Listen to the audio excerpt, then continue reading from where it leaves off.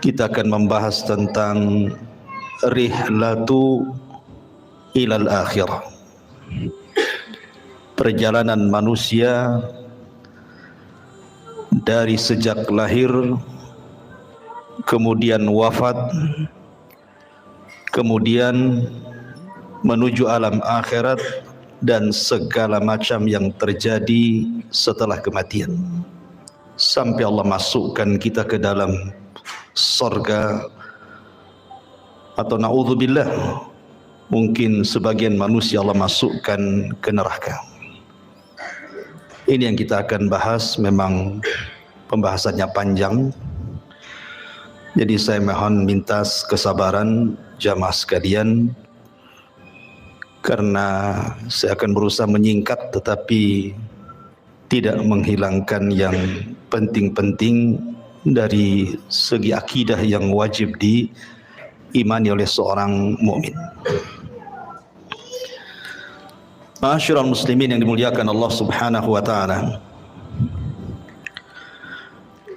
kita tahu bahwa makhluk yang pertama kali Allah Subhanahu wa taala ciptakan adalah Arsyur Rahman, arsy Allah Subhanahu wa taala. Kemudian setelah itu Allah ciptakan air atau lautan di atas langit. Makanya Rasul mengatakan wa arsyuhu 'alal ma', dan arsy-Nya Allah itu di atas air.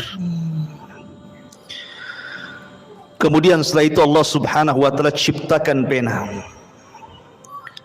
dan Allah Subhanahu wa taala katakan kepada pena atau kolam, uktub kulla syai'in ila yaumil qiyamah, catat segala sesuatu yang akan terjadi sampai kiamat dibangkitkan. Maka kolam pun kemudian mencatat segala sesuatu yang kemudian diletakkan di sebuah papan yang disebut dengan lauh, dan papan tersebut dijaga oleh para malaikat sehingga disebut Lauhil Mahfuz. Maka setelah itu Allah Subhanahu wa taala menciptakan yang lainnya, termasuk menciptakan langit dan bumi dalam 6 hari. Dimulai hari Ahad, Allah ciptakan bumi 2 hari, Ahad dan Senin. Kemudian setelah itu Allah Subhanahu wa taala ciptakan langit hari Selasa dan Rabu.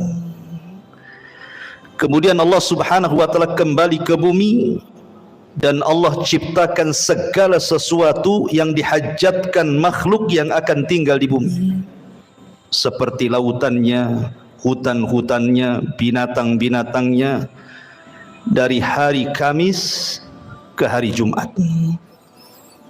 Itulah yang disebutkan dalam Al-Quran bahwa Allah menciptakan langit dan bumi itu fi sittati ayyam, pada 6 hari. Makhluk yang berakal pertama yang Allah ciptakan adalah malaikat. Kemudian setelah itu jin. Baru makhluk yang berakal terakhir adalah manusia, dimulai daripada Adam alaihi salatu wassalam. Dan tertib ini berdasarkan sabda Nabi, khuliqatil malaikatu min nur, wa khuliqatil jan min marijim min nar, wa khuliqa lakum wa khuliqa Adam mimma wusifa lakum. Diciptakan malaikat dari cahaya, diciptakan jin dari ujung nyala api, dan diciptakan Adam sebagaimana yang Allah sifatkan kepada kalian, sepertilah bentuk Adam alaihi salatu wassalam. Tapi tentu penciptaan Adam akan berbeda dengan anak turunannya, karena Adam diciptakan oleh Allah Subhanahu wa taala secara langsung, di mana Allah Subhanahu wa taala perintahkan malakul maut untuk mengambil tanah-tanah dan sifat-sifat tanah yang ada di bumi, kemudian diangkat ke langit dan dibentuk. Setelah dibentuk sedemikian rupa, sehingga Allah katakan laqad khalaqnal insana fi ahsani taqwim, Kami ciptakan manusia itu seindah-indahnya bentuk. Maka Allah subhanahu wa ta'ala tiupkan ruh, dan Allah perintahkan malaikat untuk sujud kepada Adam. Wa idh qala rabbuka lil malaikati isjudu li Adam fasajadu illa iblis. Dan ketika Allah perintahkan kepada para malaikat sujudlah kepada Adam, semua malaikat sujud kecuali iblis. Iblis tidak mau sujud. Dari sinilah penciptaan Adam sejak saat itu memiliki musuh yang disebut dengan iblis. Sebagian ulama mengatakan iblis ini dari kalangan malaikat yang maksiat. Tapi pendapat yang kuat, iblis ini dari kalangan jin, sebagaimana Allah katakan kana minal jin fa fasaqa an amri rabbi. Iblis itu bagian dari jin yang bermaksiat kepada perintah Allah subhanahu wa ta'ala. Kemudian Adam alaihi salatu wassalam Allah masukkan ke dalam sorga. Sorga itu sesuatu yang nikmat di dalamnya. Ada kebun-kebunnya, ada tanam-tanamannya, ada rumah-rumah yang indah, istana-istana yang megah, sungai-sungai yang luar biasa. Namun karena Adam hidup sendirian, Adam ketakutan di sorga. Sehingga Allah subhanahu wa ta'ala kehendaki untuk menciptakan satu makhluk yang akan menemani Adam di sorga. Tidurlah Adam. Tiba-tiba Allah ambil tulang rusuk yang paling atas, yang dekat jantung, yang paling bengkok sebelah atas, kemudian diciptakan Hawa dari tulang itu. Makanya Rasul mengatakan khuliqatil mar'atu min dila'in. Manusia, wanita itu diciptakan dari tulang rusuk yang paling atas, yang paling bengkok, yang dekat dengan jantung. Tiba-tiba Adam bangun, rupanya di sampingnya ada Hawa. Adam kaget dan mengatakan, man anti, siapa anda?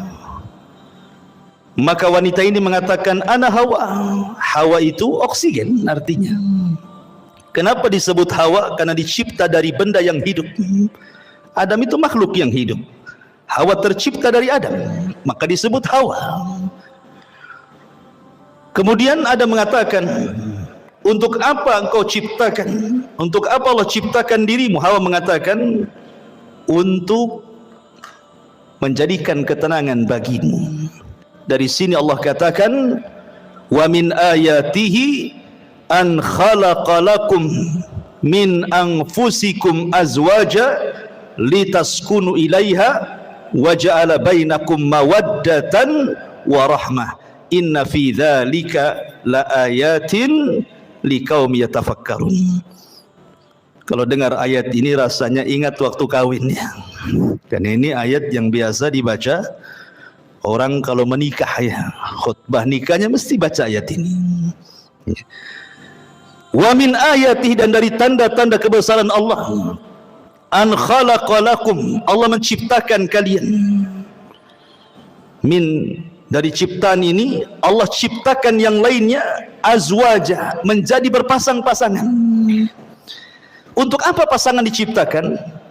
Litaskunu ilaiha, supaya memberikan ketenangan.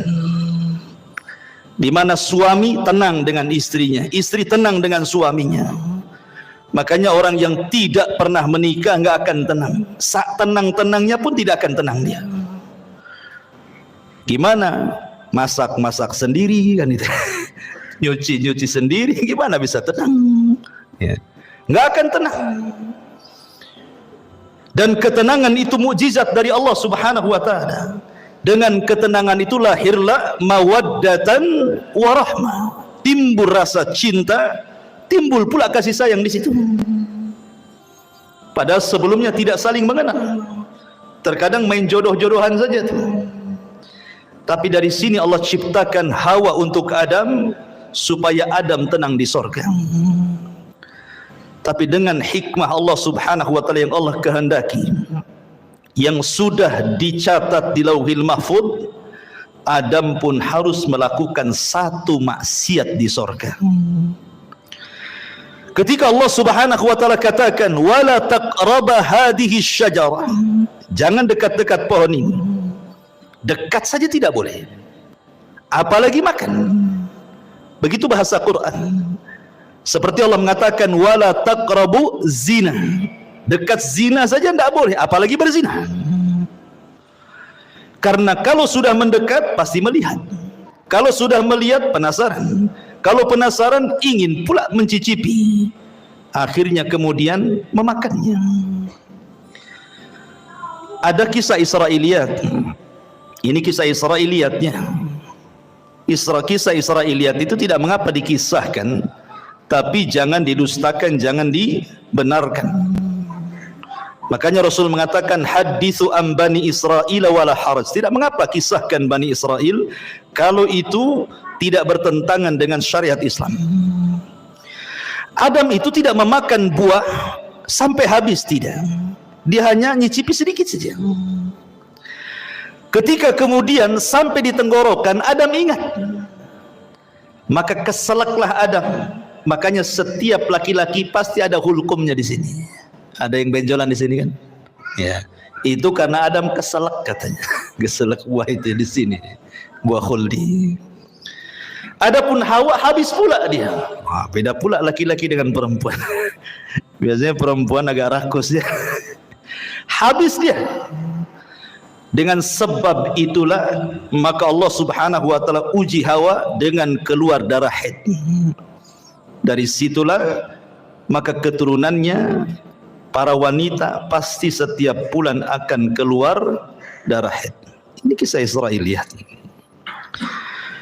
Maka kemudian Allah Subhanahu wa taala murka. Kemudian Allah Subhanahu wa taala usir Adam, Hawa dan iblis. Dan Allah katakan kulnah bitu minha jami'ah, keluar kalian semua dari sorga. Hei Adam, hei Hawa, hei iblis, keluar. Fa imma ya'tiyannakum minni hudan fala khaufun alaihim walahum yahzanun. Kelak setelah kalian bertiga di bumi, kami akan turunkan petunjukku. Maka siapa yang mengikuti petunjukku tidak akan merasa takut dan tidak akan bersedih hati.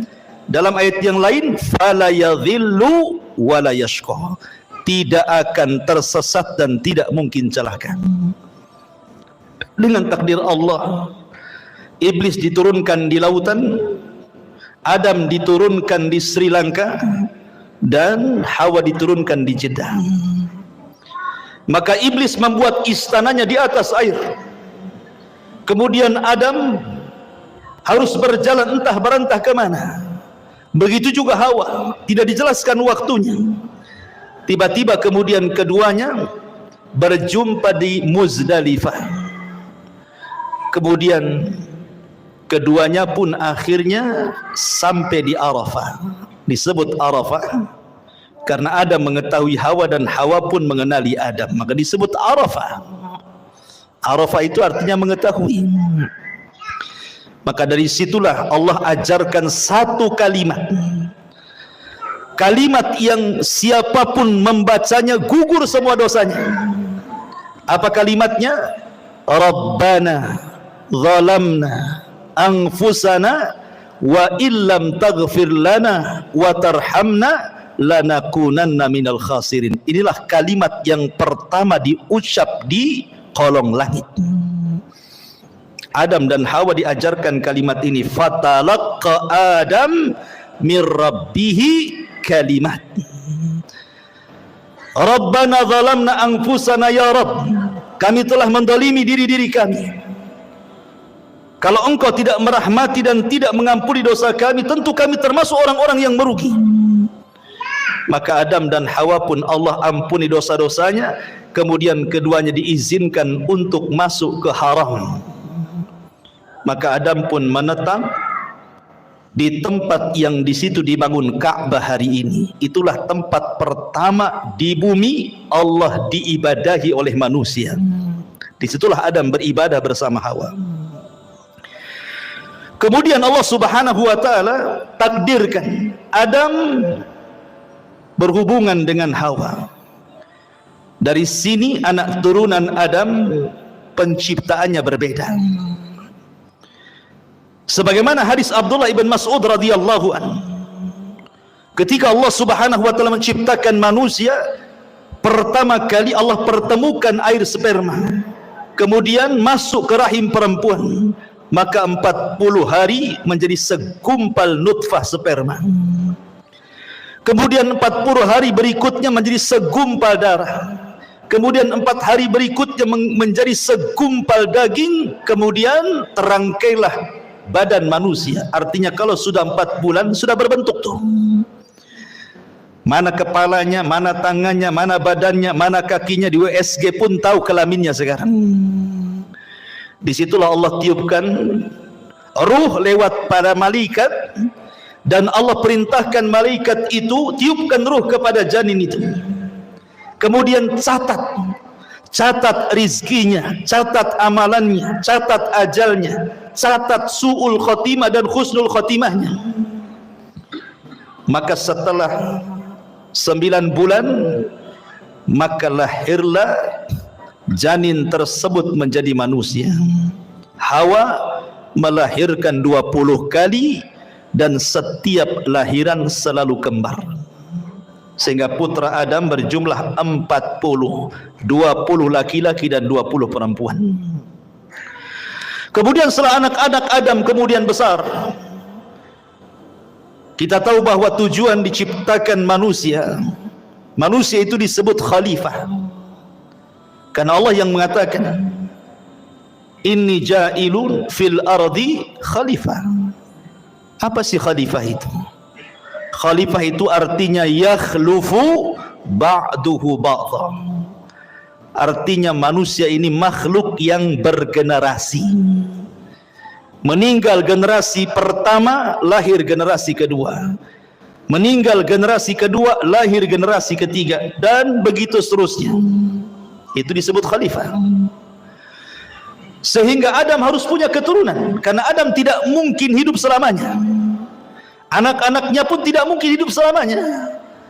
Makanya Allah syariatkan kepada anak-anak Adam untuk menikah, tetapi dengan cara silang, di mana masing-masing kembaran tidak boleh menikah dengan kembarannya, tetapi disilangkan dengan kembaran orang lain. Maka anak terbesar Qabil dan adiknya Habil diperintah untuk menyilang.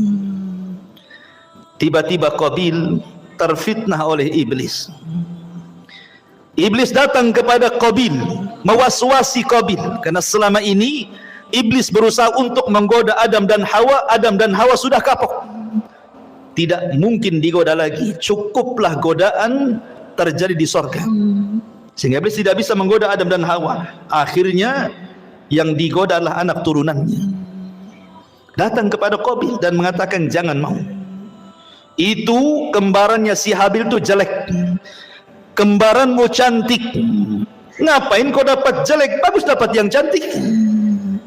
Dari sini kita tahu tabiat laki-laki itu suka yang cantik. Kalau perempuan ganteng itu bonus, yang penting kaya, ya kan, cukup gitu ya. Kalau perempuan, kalau laki-laki yang penting cantik walaupun kere. Akhirnya kemudian Qabil menolak, seolah-olah ini putusan bapaknya, bukan putusan Allah. Adam bukan ayah yang diktator. Dia berdoa kepada Allah untuk mencari solusi. Maka Allah Subhanahu wa taala perintahkan keduanya untuk berkurban. Dan Allah katakan watslu alaihim naba abnai adam bil haqq idh qarraba qurbanan fatuqbila min ahadihima wa lam yutaqabbal minal akhar. Ya Muhammad, bacakan kepada mereka tentang kisah dua putra Adam yang dua-duanya berkorban untuk memperebutkan pasangannya. Allah terima salah satunya dan Allah tolak yang lainnya. Yang ditolak korbannya adalah Qabil, yang diterima korbannya adalah Habil. Qabil marah dan mengatakan la aqtulannak, saya akan bunuh kamu. Karena Habil mewarisi sifat Adam. Dia mengatakan la imbasatta yadaka litaqtulani ma ana bibasiti yadiya ilaika liaqtulaka inni akhafullah. Kalau engkau hendak membunuhku silakan, tapi aku tidak akan membunuhmu karena aku takut kepada Allah Subhanahu wa taala. Betul Qabil berhasil membunuh Habil. Inilah pembunuhan pertama yang disebabkan hasad pertama di alam semesta. Meninggal Habil. Qabil bingung bagaimana cara penyelenggaraan jenazah, karena kan belum pernah ada orang mati saat itu. Baru Habil orang yang pertama kali mati. Mau diapakan jasad ini? Akhirnya kemudian Qabil melihat ada burung gagak yang sedang berkelahi dengan temannya. Kemudian dibunuh salah satunya. Kemudian dengan tangannya dikorek-koreklah tanah itu. Kemudian dimasukkan kawan yang dibunuhnya. Kemudian dipendam lagi. Kata Qabil, duhai kiranya aku bisa mengambil pelajaran dari gagak itu. Akhirnya dia pun menguburkan abangnya Habil seperti menguburkan burung gagak yang membunuh temannya. Singkat cerita, Adam pun sedih, maka Qabil pun mengambil kembarannya kemudian berpisah dari kelompok Adam. Adam di atas perbukitan, Qabil pun membawa pasangannya ke lembah yang ada di bawah. Terjadilah dua kelompok, kelompok atas perbukit dan kelompok bawah di lembah. Maka kemudian Adam pun meninggal, Hawa pun meninggal. Maka wasiat-wasiat Adam terus akhirnya ditanamkan di anak didiknya sampai kepada Allah angkat Nabi kedua setelah Adam, namanya Syith. Syith inilah yang menjaga kabilah Adam. Sementara tidak diutus Nabi kepada kabilah Qabil. Rusaklah Qabil dan semua anak cucunya. Dari sini terjadi antara hak dan yang batil sudah ada. Tapi ingat, belum terjadi kesyirikan di zaman itu. Mereka masih menyembah Allah. Cuman rusak moralnya saja. Qabil dan turunannya moralnya rusak. Tapi Syith dan kaumnya masih mengikuti wasiat Adam. Apalagi Syith diberikan suhuf oleh Allah subhanahu wa ta'ala untuk membimbing umatnya. Singkat cerita, akhirnya Syith meninggal dunia. Kemudian diutus Idris kepada mereka, Nabi setelah Syith. Maka Idris terus berusaha untuk mendakwahi kaumnya dan kaum anak turunan Qabil. Sampai akhirnya era Nuh alaihi salatu wassalam. Kemudian terjadi bandang banjir yang luar biasa, adab sebagai kaum Nuh. Akhirnya tidak ada yang hidup kecuali perahu Nabi Nuh.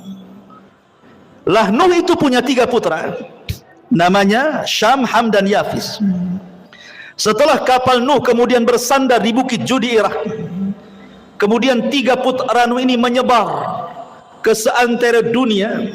Syam melahirkan keturunan Arab, Ham melahirkan orang-orang yang berkulit hitam, kemudian Yafis ke daratan Afrika, ke daratan Asia, lahirlah kita-kita ini, turunan Yafis. Maka menyebarlah manusia kemana-mana. Kemudian diutus para nabi, 120.000 nabi diutus oleh Allah subhanahu wa ta'ala. 315 rasul Allah utus ke permukaan bumi. Walaupun Al-Quran hanya mencatat 25 nabi dan rasul, 18 nama diantaranya tercantum dalam satu surat, suratul An'am, dan lebihnya tersebar di beberapa ayat di beberapa surat dalam Al-Quran, sehingga genap menjadi 25 nabi dan rasul. Itu yang kita kenal. Yang tidak kita kenal banyak, ribuan nabi-nabi yang diutus kepada Bani Israel. Sampai ditutup dengan kerasulan Nabi kita Nabi Muhammad sallallahu alaihi wa ala alihi wasallam. Ma'asyiral muslimin yang dimuliakan Allah subhanahu wa ta'ala. Ketika kemudian Nabi sallallahu alaihi wasallam diutus, artinya sudah tidak ada nabi lagi, tidak ada rasul lagi, karena dialah penutup para nabi dan rasul. Di sini kita baru pahami ayat Al-Quran yang pertama kali saya baca tadi, fa imma ya'tiyannakum minni hudan fala khaufun alaihim walahum yahzanun. Siapapun yang mengikuti petunjukku, kata Allah, dia tidak mungkin takut dan tidak mungkin bersedih. Apa makna petunjuk di sini? Makna petunjuk di sini, Allah akan turunkan para nabi, Allah akan turunkan kitab-kitab langit. Kitab langit itu jumlahnya 104. Yang 4 ma'ruf di sana ada Taurat, ada Zabur, ada Injil, ada Quran, dan yang 100 tidak ma'ruf Allah hanya menyebut dengan kalimat suhuf, sehingga Allah mengatakan di dalam suratul A'la, inna hadza la fi suhufil ula suhufi Ibrahim wa Musa. Maka siapapun yang mengikuti petunjuk tidak mungkin tersesat, tidak mungkin celaka di zamannya. Ketika Allah turunkan kitab Taurat kemudian diberikan kepada Musa, itulah petunjuk Allah. Maka di zaman itu siapa yang mengikuti Musa dan Taurat tidak mungkin sesat, tidak mungkin celaka. Kemudian datang era Zabur dan Daud. Maka siapapun yang mengikuti Zabur dan juga Daud di zamannya, maka mereka tidak mungkin sesat dan celaka. Kemudian datang era Injil dan Isa. Maka siapapun yang mengikuti Injil dan Isa di zamannya tidak mungkin sesat dan celaka. Kemudian yang terakhir Allah turunkan Al-Quran dan Allah utus Nabi kita Muhammad sallallahu alaihi wasallam. Maka siapapun yang mengikuti Nabi sallallahu alaihi wasallam dan Al-Quran, fala yadhillu wala yasqa, tidak mungkin sesat dan celaka. Tetapi setiap para nabi diutus kepada kaumnya, hanya nabi kita diutus kepada seluruh manusia, jinnya dan manusianya. Wa ma khalaqtul jinna wal insa illa liya'budun. Ma'asyiral muslimin yang dimuliakan Allah Subhanahu wa taala, kondisi manusia, Allah Subhanahu wa taala berfirman dalam Al-Qur'an, inna sa'yakum lasyatta, inna sa'yakum lasyatta, fa amma man a'ta wattaqa wa saddaqa bil husna fasanuyassiruhu lil yusra, wa amma man bakhila wastagna wa kadzdzaba bil husna fasanuyassiruhu lil usra. Kehidupan manusia akan berbeda-beda karena Allah mengatakan inna sa'yakum lasyatta, usaha kalian itu berbeda-beda. Ada yang dalam hidupnya manusia ini betul-betul di atas ketaatan, tidak pernah maksiat kepada Allah, dia melaksanakan perintah Allah dan menjauhi larangan, dia berusaha untuk menghalalkan yang Allah halalkan dan menjauhi yang diharamkan Allah. Maka orang-orang yang seperti ini hidup sesuai dengan asal penciptaan manusia. Wa ma khalaqtul jinna wal insa illa liya'budun. Tetapi ada manusia itu yang cenderung kufur. Mereka tidak melaksanakan perintah, cenderung melanggar larangan, menghalalkan yang diharamkan, mengharamkan yang dihalalkan. Maka mereka orang-orang yang celaka. Begitulah manusia. Ada yang mukmin, ada yang kafir, ada yang fasik, ada yang taat, ada yang musyrik, ada yang bertauhid, ada yang beribadah, ada yang bermaksiat. Begitulah macam-macam manusia. Allah katakan, ya ayyuhal insan innaka kadihun ila rabbika kadhan famulaki. Wahai manusia, engkau akan bekerja dengan lelah dan letih. Untuk apa? Ila rabbik, menuju Tuhanmu, kadhan, dengan keletihan, famulaki, dan engkau akan berjumpa dengan Allah Subhanahu wa taala. Artinya bahwa manusia dengan berbagai macam daerahnya, negaranya, bentuknya, wataknya, tujuannya satu. Kita ini sedang berjalan menuju Allah Subhanahu wa taala. Mau tidak mau kita akan berjumpa dengan Allah. Tapi ada yang berjumpa dengan Allah, Allah senang dengan kita. Ada orang yang berjumpa dengan Allah, Allah benci dengan kita. Man ahabba liqa Allah, ahabballahu liqa'ah. Wa man kariha liqa Allah, karihallahu liqa'ah. Siapa yang cinta berjumpa dengan Allah, Allah suka berjumpa dengan kita. Siapa yang benci berjumpa dengan Allah, Allah pun benci dengan kita. Begitulah hidup manusia. Wa hadainahu najdain, kami pilih dua jalan. Ini jalan ke sorga, sudah dijelaskan jalannya. Ini jalan ke neraka, sudah dijelaskan jalannya. Tidak ada satupun jalan, baik ke sorga atau ke neraka, semua sudah dijelaskan. Tidak ada. Wa ma yatiru ta'irun fil hawa. Tidak ada satupun burung yang mengepakkan sayapnya di langit, kata Rasul, kecuali sudah dijelaskan ilmunya. Artinya apapun yang mendekatkan diri ke sorga sudah dijelaskan, apapun yang bisa menjauhkan dari neraka sudah jelaskan, sehingga tidak ada alasan Anda tidak bisa berhujah lagi di hadapan Allah Subhanahu wa taala, karena semua sudah diberikan fasilitasnya. Allah Subhanahu wa taala hanya minta kepada kita bersyukur. Ingat 5 kaidah: al-ijad, al-i'dad, al-imdad, kemudian al-irsyad, al-is'ad. Pertama, ijad. Allah menciptakan langit dan bumi. Untuk siapa? Untuk kita. Ya. Allah ciptakan langit dan bumi itu untuk kita loh. Lihat matahari di langit, untuk siapa? Untuk kita. Kalau nggak ada matahari, ibu-ibu nggak bisa jemur pakaian. Kan itu ya. Mungkin kalau nggak ada matahari, PLN sibuk tuh, karena harus menerangi bumi 24 jam. Mungkin antum tiap bulan mungkin gerutu-gerutu, mahal kali listrik ini. Padahal sekarang listrik cuma setengah hari saja kan, malam saja. Itu saja kalau naik udah demo tuh. Gimana kalau nggak ada matahari? Iya kan? Bulan untuk siapa? Untuk kita. Ya. Kita bisa mengambil keindahan bulan, bintang-bintang, macam-macam. Apalagi bumi, itu disebut ijad. Allah siapkan tuh langit dan bumi untuk manusia. Kemudian yang kedua, al-i'dad. Setelah Allah ciptakan, Allah persiapkan fasilitasnya. Allah ciptakan lautan dengan berbagai macam jenis ikan-ikannya. Entah berapa jumlah ikan kita tidak tahu, dengan berbagai macam warnanya. Siapa yang ngecat ikan satu-satu? Sudah terwarnai semuanya kan? Nggak ada orang yang sanggup ngecat ikan satu lautan itu. Ada yang merah, ada yang hijau, ada yang macam-macam kan warna itu. Kalau bukan karena Allah. Allah ciptakan hutan dan berbagai macam tumbuh-tumbuhan dan buah-buahannya. Allah ciptakan kebun sawah dan Allah ciptakan berbagai macam biji-bijiannya. Allah ciptakan semuanya. Allah persiapkan fasilitasnya. Kemudian yang ketiga, al-imdad. Allah perbanyak. Satu pohon mangga, buahnya mungkin ada 100-200 mangga.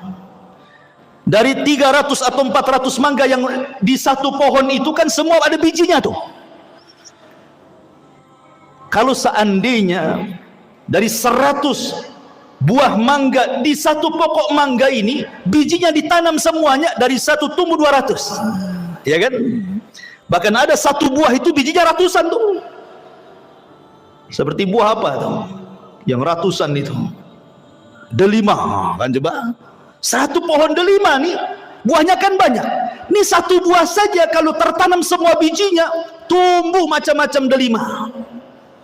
Itu artinya Allah tidak putus pohon sampai di situ. Ada generasi pohon yang jauh lebih banyak lagi dari turunannya. Itu namanya al-imdad. Allah tidak akan putus nikmatnya. Ikan, satu ikan lahir anaknya ratusan ikan. Dari ratusan ikan lahir lagi ribuan ikan. Nggak akan terputus. Itu namanya imdad. Allah tidak akan memutus nikmat. Kemudian setelah itu yang keempat, al-irsyad. Allah arahkan manusia, mana ikan yang bisa dimakan, mana yang tidak, mana buah yang bisa dimakan, mana yang tidak, mana daun-daunan yang bisa dilalap, mana yang tidak, mana yang bisa dijadikan obat, mana yang tidak, mana yang mengenyangkan, mana yang tidak. Irsyad diarahkan, karena tidak semua bisa dimakan kan. Baru yang terakhir, al-is'ad. Manusia dapat mengambil faedahnya. Dengan makan ini jadi kenyang, makan itu jadi kenyang, minum ini jadi sehat, minum itu jadi hilang penyakit. Bahagia manusia. Allah itu sudah memberikan nikmat segalanya. Makanya Allah mengatakan, fabi ayyi ala'i rabbikuma tukadziban. Nah, nikmat mana lagi yang akan kau dustakan? Nikmat mana lagi? Nggak ada ceritanya orang kelaparan kalau dia mau usaha. Orang tinggal datang ke sungai mancing dapat ikan dia. Sungai itu kan bukan milik orang. Lautan bukan milik orang. Bawa perahu nelayan tuh memanggil, ada tiketnya masuk lautan? Nggak bisa, nggak ada. Mungkin di tengah lautan ada malaikat, kau bayar dulu baru kau. Nggak ada, ya kan? Anda tanam biji di sawah tuh, tinggal nunggu saja. Allah yang menghidupkan, bukan antum suruh niup-niup dia tumbuh. Kan gitu ya. Tumbuh sendiri, kita tawakal saja tuh.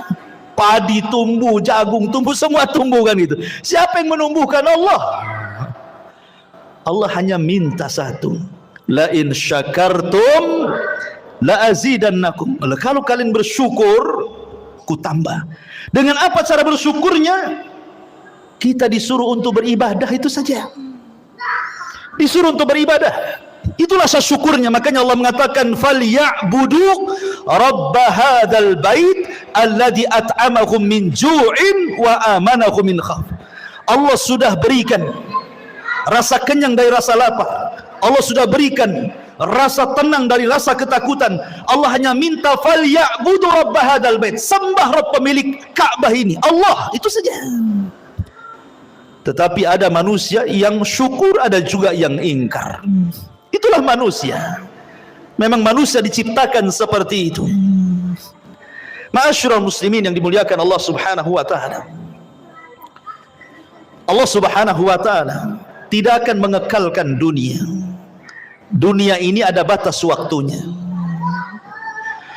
Sejak zaman Adam alaihi salatu wassalam sampai diutusnya Nabi kita yang mulia alaihi salatu wassalam, artinya usia bumi itu semakin dekat dari kehancurannya. Karena Rasul yang mengatakan bu'istu ana was-sa'ah kahataini, diutusnya aku dengan tegaknya hari kiamat seperti ini. Rasul menegakkan syabbabah, telunjuk dengan jari tengah kemudian merapatkannya, artinya dekat sekali waktunya. Dan Allah Subhanahu wa taala Maha Adil. Allah tidak langsung sekonyong-konyong mendatangkan kiamat, tidak. Allah tidak mendatangkan kiamat langsung tiba-tiba digempakan satu dunia, tidak. Allah itu adil, rahim kepada hamba-hambanya. Diberikan kesempatan untuk taubat, diberikan kesempatan untuk masuk surga dengan dikirim tanda-tanda kiamat kecil. Dan 90% lebih tanda-tanda kiamat kecil itu hampir semua sudah terjadi dan kita bisa saksikan setiap hari ada. Hanya mungkin 10% saja yang belum terjadi. Ya kurang lebih seperti itu. Artinya 90% sudah terjadi sejak zaman Nabi sampai hari ini. Karena tanda-tanda kiamat kecil itu ada yang terjadi di zaman Nabi dan tidak akan terulang. Seperti terbelahnya bulan, itu di zaman Nabi saja, nggak mungkin terulang lagi. Ya. Kemudian diutusnya Rasul dan meninggalnya Nabi sekali saja, nggak mungkin Nabi dihidupkan lagi. Tapi ada tanda-tanda yang terus dari zaman Nabi sampai hari ini akan terulang, seperti perzinahan, minum khamr, perjudian, dan begitu seterusnya. Tapi ada tanda-tanda kiamat kecil yang belum terjadi dan pasti terjadi. Dan ada tanda-tanda kiamat kecil yang diselipkan di antara tanda-tanda kiamat besar. Apabila semua tanda-tanda kiamat kecil, ikhwan, sudah ada, sudah terjadi, maka Allah Subhanahu wa taala akan kirim tanda-tanda alamatus sa'atil kubra, tanda-tanda kiamat besar. Muqaddimahnya dengan khurujul Mahdi, keluarnya Imam Mahdi. Kemudian setelah itu khurujul Dajjal, keluar Dajjal. Dajjal ini akan keluar selama 40 hari. Satu hari sama dengan setahun, hari kedua sama dengan sebulan, hari ketiga sama dengan sepekan, dan hari keempat sama dengan hari-hari waktu yang kita lalui. Sampai sahabat bertanya Rasul, yang satu hari bagikan satu tahun, cemana solatnya? Maka Rasul mengatakan, solatlah dengan cara mengira-ngira waktu. Oh, kalau dari asar ke maghrib sekian jam, berarti masuk waktu maghrib. Dari maghrib ke isya, oh cuma 2 jam, berarti masuk waktu isya. Karena 1 tahun lama, ikhwan. Dan dari sini menunjukkan Dajjal itu bukan hanya masuk ke daerah-daerah yang normal waktunya, tetapi juga masuk ke daerah-daerah kutub yang terkadang satu harinya lama sekali. Artinya tidak ada satu tempat kecuali diinjak Dajjal, kecuali Mekah dan Madinah. Kemudian Isa bin Maryam turun, diapit dengan 2 malaikat di menara putih sebelah timur Damaskus. Kemudian akan bergabung dengan tentara Al-Mahdi di Bukit Tur dan memerangi Dajjal. Dan Isa berhasil membunuh Dajjal, mematahkan salib, membunuh babi, dan berhukum dengan hukum keadilan. Banyak orang masuk Islam sebelum wafatnya Isa bin Maryam. Kemudian setelah fitnah Dajjal hilang, datang fitnah yang ketiga. Tanda-tanda kiamat besar, khuruju Ya'juj wa Ma'juj. Keluar Ya'juj dan juga Ma'juj. 2 kabilah besar, turunan Yafis ibn Nuh, yang dahulu pernah dibenteng oleh Dzulqarnain. Tiba-tiba kemudian gerbangnya pecah, mereka pun keluar min kulli hadabin yansilun, bagaikan bah air yang terjun dari ketinggian saking banyaknya.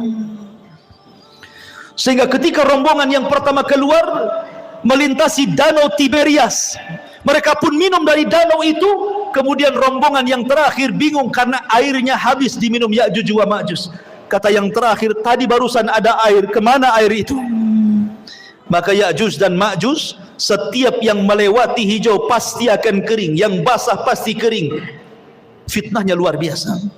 Dia akan membunuh ras di luar kelompoknya.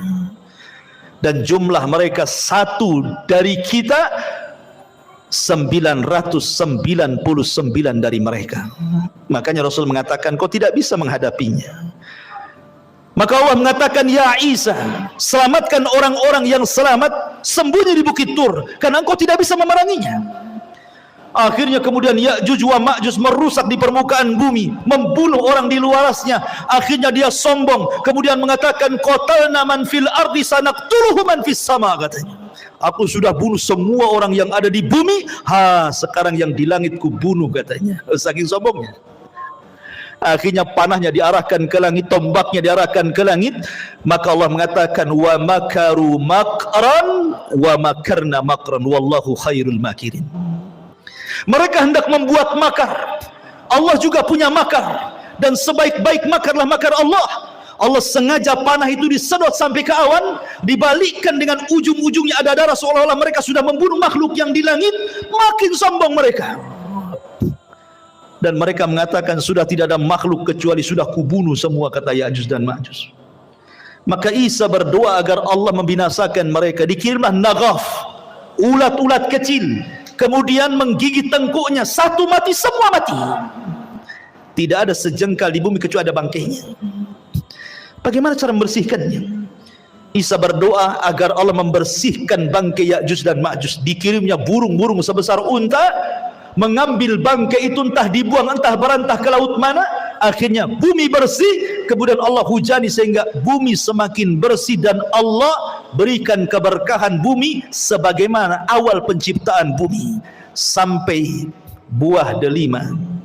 Saking besarnya, orang bisa masuk 10 bahkan 20 orang ke cangkangnya. Segede apa tuh delimanya? Berarti kalau makan durian, gede kali durian tuh. Ya kan, satu buah durian 20 orang udah kenyang, ke kulitnya aja masuk orang tuh. Allah berkahi itu. Kemudian Isa pun diwafatkan. Maka berlalulah 3 tanda kiamat besar: khurujud Dajjal, nuzulu Isa, khuruju Ya'juj wa Ma'juj. Kemudian datang tanda-tanda alamat besar. Apa itu? Keluar dukhan, asap yang tebal dari langit, yang tidak jadi pada Ramadan kemarin. Ini dukhan. Dukhan ini alamat tanda kiamat besar, dan itu tanda-tanda langit, bukan tanda-tanda bumi. Dukhan itu datang dari langit, bukan karena orang bakar hutan kemudian asapnya naik ke langit jadi dukhan. Memang sudah ada asap di langit, tebal hitam. Siapapun yang menghirupnya, kalau dia seorang mukmin, paling tinggi bersin, sudah sakit kepala, demam. Tetapi kalau yang menghirupnya orang kafir, munafik, para pelaku dosa besar, maka mereka akan merasakan kesakitan yang luar biasa, mengeluarkan darah dari telinga, hidung dan matanya, saking sakitnya. Akhirnya mereka berdoa, Allahumma kshif annal adzab, ya Allah tolong hilangkan azab ini, kami akan bertobat. Akhirnya Allah pun hilangkan. Bertobat? Tidak juga bertobat. Ketika mereka tidak mau juga kunjung bertobat, yang beriman tetap dengan keimanannya, yang kafir tetap dengan kekafirannya, yang fasik tetap dengan kefasikannya, apa yang terjadi? Allah subhanahu wa ta'ala takdirkan tiba-tiba matahari terbit dari arah barat. Ketika manusia tertidur pulas di malam hari, kemudian terbangun di pagi hari. Biasa orang-orang yang beriman, mereka bangun subuh, kemudian mereka ke masjid, kemudian mereka sholat subuh. Coba tenangkan anak-anaknya di belakang itu. Ya. Ketika kemudian orang-orang yang beriman bangun di waktu subuh, ya biasa mereka bangun kemudian sholat subuh. Tetapi orang-orang kafir, fasik, munafik masih terlelap tidur. Sampai waktu sudah pagi, harusnya matahari terbit, matahari tak kunjung terbit. Ditunggu sampai waktu zuhur, tidak terbit juga. Ditunggu sampai waktu asar, tidak terbit juga. Harusnya ketika matahari terbenam, tiba-tiba muncul. Harusnya matahari itu terbenam, tiba-tiba muncul. Inilah yang disebut dengan keluarnya matahari dari arah barat itu. Dan itu terjadi 3 hari berturut-turut. Semua manusia menangis, semua manusia menyesal. Orang-orang yang menyembah berhala, dibuang berhalanya. Apa manfaat membuang berhala? Ustadz sudah resign, tidak jadi ustadz lagi, karena percuma berdakwah. Tobat sudah ditutup, karena pintu tobat itu akan diterima di 2 waktu. Pertama, nyawa belum sampai di tenggorokan. Yang kedua, matahari sudah belum terbit dari arah barat.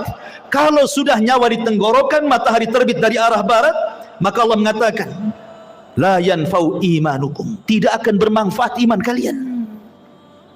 Tidak akan bermanfaat iman kalian. Lalu apa gunanya bertobat?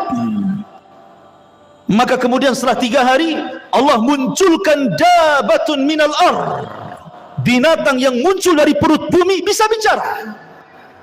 Dalam hadis yang lemah, ada yang mengatakan kisah Israiliyat, tangan kanannya memegang stempel Nabi Sulaiman dan tangan kirinya membawa tongkat Nabi Musa. Setiap berjumpa dengan orang mukmin distempel dahinya, bercahaya mukanya. Setiap berjumpa dengan orang kafir dipukul dengan tangan kiri dengan tongkat Musa, gosong semua wajahnya. Dari situ hilang nama, yang ada hanya kalimat mukmin dan kafir. Dan tidak tersinggung kalau ada orang dikatakan mau kemana min, mau ke pasar fir, nggak tersinggung. Kalau sekarang tersinggung, orang kafir kita kafirkan saja, orang Islam tersinggung. Jangan dibilang kafir, bilang non muslim katanya, kan itu ya. Nanti di akhir zaman loh, orang mukmin mengkafir-kafirkan orang kafir, nggak tersinggung. Kenapa pula orang sekarang tersinggung? Kan gitu kan, aneh gitu ya. Kafir itu ada bahasanya dalam Quran, lam yakunil ladzina kafaru. Siapa kafaru? Min ahlil kitab, orang Yahudi dan Nasrani. Kalau Allah katakan Yahudi kafir, kita katakan kafir. Kalau katakan Nasrani kafir, kita katakan kafir. Harus dikatakan apa lagi? Allah yang mengatakannya, kita kan hanya mengikuti apa yang Allah katakan. Kecuali kalau Allah tidak kafirkan, Anda kafirkan, nah itu jangan. Kok Anda ini masuk ke khawarij namanya, mengkafir-kafirkan yang bukan orang kafir, akhirnya sampai mengebom sana sini jadinya. Itu manhaj takfir, tidak boleh ya. Maka setelah kemudian tidak ada satupun manusia kecuali stempel oleh dabatul ar ini, binatang yang melata yang bisa bicara ini. Binatang ini tidak membunuh, dia hanya menstempel-stempel saja. Kemudian binatang ini pergi entah berantah, hilang, kan ini tanda-tanda kiamat. Setelah itu kemudian muncul tanda-tanda yang keberapa? Yang ke-7. Pertama, Dajjal. Kedua, turunnya Isa. Ketiga, munculnya Ya'juj dan Ma'juj. Keempat, asap tebal dari langit Tuhan. Kelima, terbit matahari dari arah barat. Keenam, munculnya binatang yang melata yang keluar dari perut bumi dan bisa bicara dan menstempel manusia. Ketujuh, terjadi gempa besar dari arah timur, yang bukan hanya merobohkan satu desa, satu negara dirobohkan gara-gara gempa itu. Kemudian yang ketujuh, kedelapan, gempa dari arah barat. Setelah gempa dari arah timur, dari arah barat pula gempa. Negara-negara jatuh gara-gara gempa itu. Kemudian yang kesembilan, terjadi gempa besar di Jazirah Arab. Inilah yang disabdakan Nabi SAW, khasfun bil masyriq wa khasfun bil maghrib wa khasfun bi jaziratil Arab. Gempa dari arah timur, gempa dari arah barat, gempa dari Jazirah Arab. Dan yang terakhir, khurujun nar, munculnya larva, munculnya api yang besar keluar dari perut Aden Yaman dan keluar dari negeri Hijaz. Kemudian api ini bergabung di antara dua tempat ini, menggiring manusia satu dunia, kemudian mengarahkan mereka ke negeri Syam. Api ini tidak membakar manusia, tapi dia membakar yang lainnya, karena tugasnya menggiring manusia sampai ke Syam. Setelah di Syam inilah yang disebut dengan Ardul Mahsyar, bumi perkumpulan manusia satu dunia di situ. Kemudian Allah kirim angin yang sepoi-sepoi, yang dingin banget angin ini. Angin ini masuk ke ketiak-ketiak orang yang masih punya iman walaupun sebiji darah. Kemudian Allah cabut nyawanya, sehingga tidak ada yang beriman lagi di permukaan bumi. Disinilah Nabi SAW mengatakan, la taqumu sa'ah illa ala syiraril khalqi. Tidak mungkin tegak hari kiamat kecuali orang-orang yang hidup di permukaan bumi, tersisa orang-orang kafir. Orang yang beriman tidak akan merasakan kiamat, karena sudah mati semua.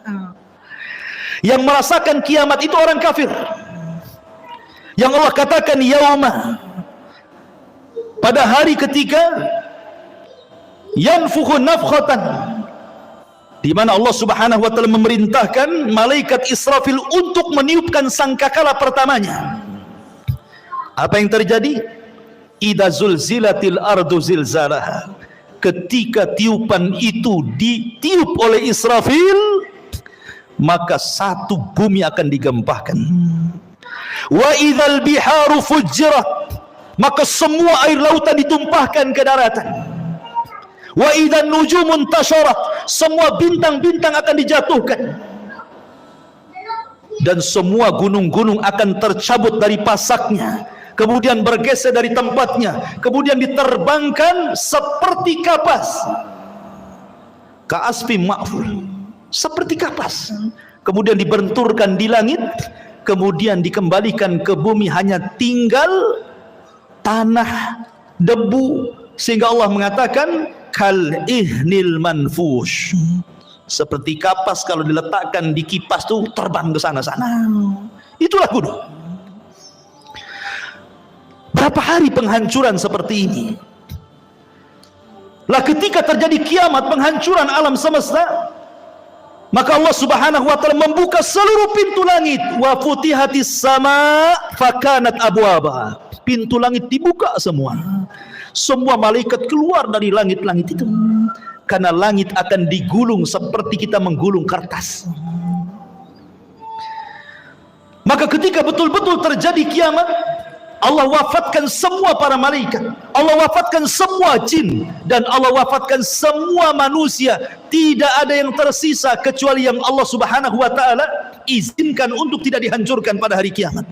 Seperti Arsy, seperti kursi, seperti lauhil mahfud, seperti roh, seperti tulang ekor manusia, tidak dihancurkan, tapi semua dihancur-hancurkan. Berapa lama?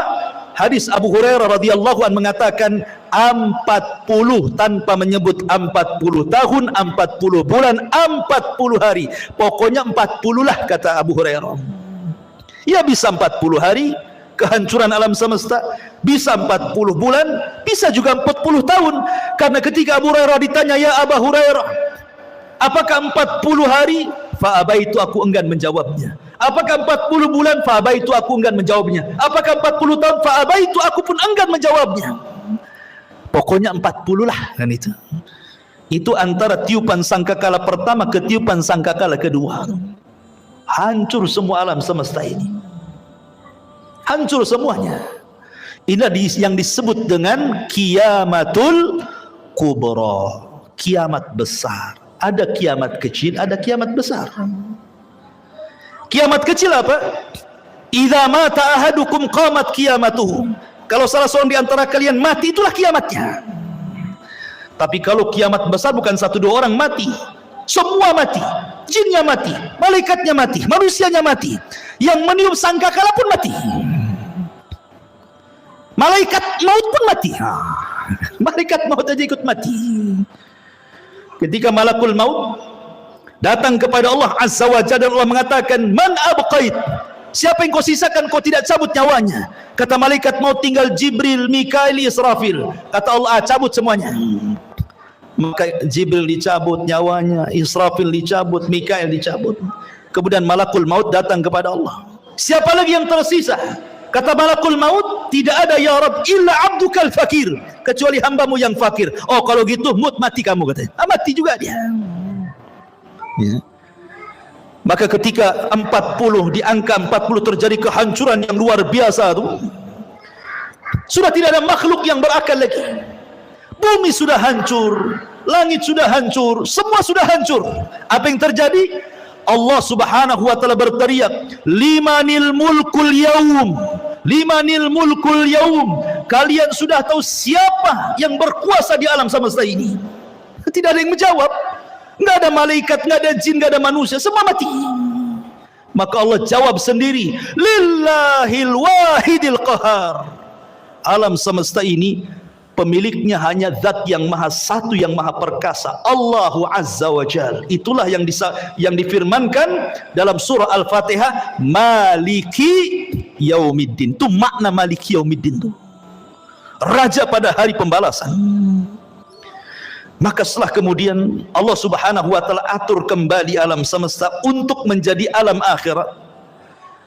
Maka bumi yang kita pijak hari ini, Allah katakan yauma tubaddalul ardu ghairal ardh. Pada hari di mana bumi Allah hancurkan, kemudian Allah ganti dengan bumi yang baru. Kata para ulama, bukan bumi ini hilang datang bumi baru, tidak. Bumi yang kita pijak ini pula bumi padang mahsyar. Cuman bentuknya dirubah. Yang tadinya bulat kemudian dibentangkan. Yang tadinya kifata dilipat kemudian dibentangkan. Sehingga bumi yang sekarang kita lihat ada bukit, ada gunung, ada lembah, ada tinggi, ada yang merendah.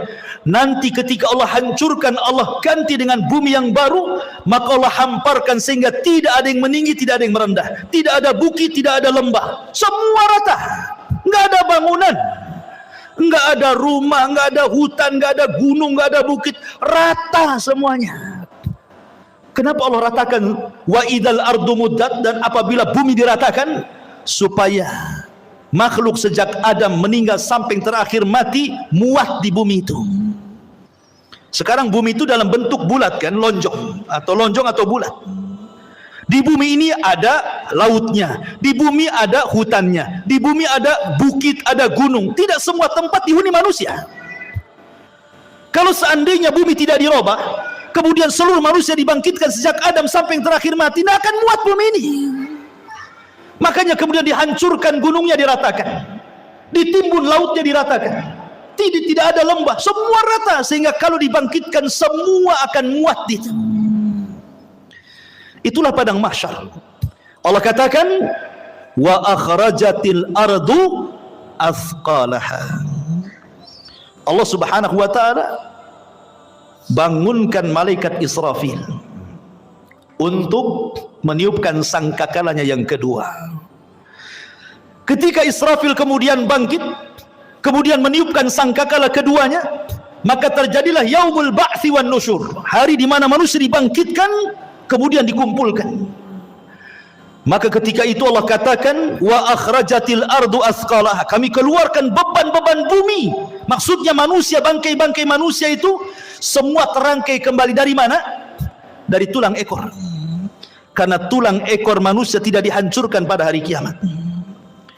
Ketika Allah tiup, memerintahkan Israfil untuk meniup sangkakala yang kedua, dari tulang ekor setiap manusia itulah tercipta manusia kembali.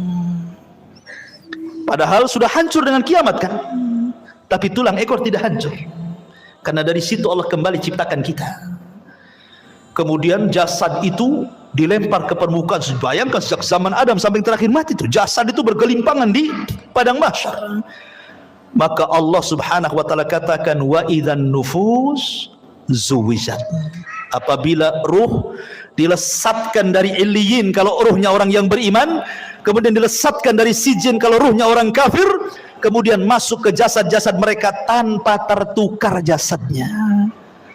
Nggak mungkin antum tertukar dengan kawan antum. Salah, ini badan antum di sini kok ruhnya masuk situ? Enggak, pasti akan pas ruh dengan jasad, ya itu juga. Ya. Disitulah manusia dibangkitkan. Ketika manusia dibangkitkan, orang-orang kafir ini digambarkan dalam surah Yasin. Ya wailana man ba'atsana mim marqadina, katanya. Duhai celaka kami, siapa yang membangunkan kami dari tidur-tidur kami ini? Maka mereka digambarkan seperti apa? Seperti larang. Al-qari'atu mal qari'ah wa ma adraka mal qari'ah. Yauma yakunun nasu kal farashil mabsus, seperti laron. Antum tahu laron? Laron ini kalau ada lampu maka dia akan mengejar lampu. Dan mereka terbangnya tidak ada aturan, sehingga karena tidak ada aturan diterjang kawannya. Besoknya jatuh semua, sayapnya tak kemana-mana.